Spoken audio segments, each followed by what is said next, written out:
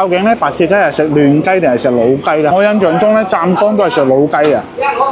最近湛江白切雞啊，好多人討論。今日喺佛山禪城整翻間寶藏嘅湛江白切快餐 ，Let's go！ 呢度我熟，對面嗰間洋粥咧成日過嚟食嘅，應該係呢間啦。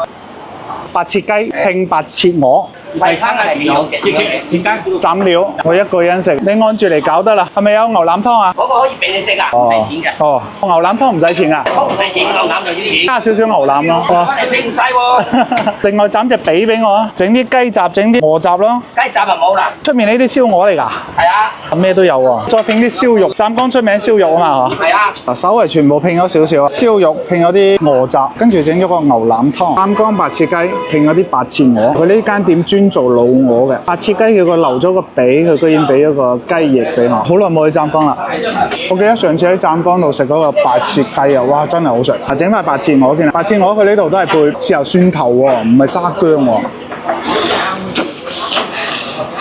蒜頭同沙薑都一齊擺落去，就係呢陣味啊，好香！傳説中嘅湛江白切雞，呢個唔可以斯文啦，直接。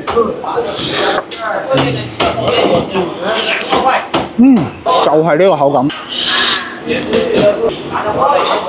你唔好話呢間嘢幾旺嘅，啱點餸嗰陣冇睇到，原來隔離成條巷仔咧，10張8張台全部坐滿人。整嚿鵝雜先啊！我真係好中意佢嗰種豉油配沙薑，配白切雞、白切鵝或者配啲雜啊，都好好食啊！湛江嗰邊我記得唔係叫白切鵝㗎，好似叫鵝仔飯啊！呢間店環境冇咩環境，但係佢嘅種類真係好齊，白切雞有，燒肉、燒鵝都有，皮好脆啊，真係燒得好香。燒肉我覺得比嗰啲白切仲要好食。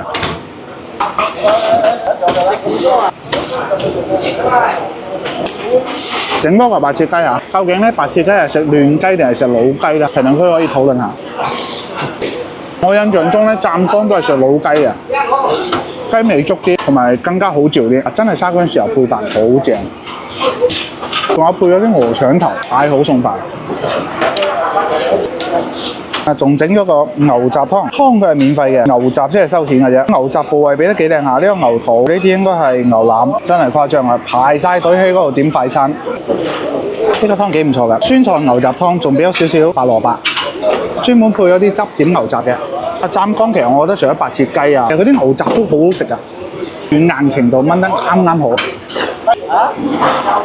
真係睇唔出啦！呢間店你話環境佢係真係冇咩環境嘅，算係嗰啲餐飲炒慣。隔離嗰條巷仔呢一飯店啊，係全部坐滿人嘅。湛江除咗海鮮之外，好食特色嘅基本呢度都食到啦。本身我就中意食粵西美食嘅，有時如果過唔到去，我覺得呢間咧可以真係成為我嘅首選。佛山禪城仲有啲咩好食嘅咧？評論區同我講。再見，來不及我說。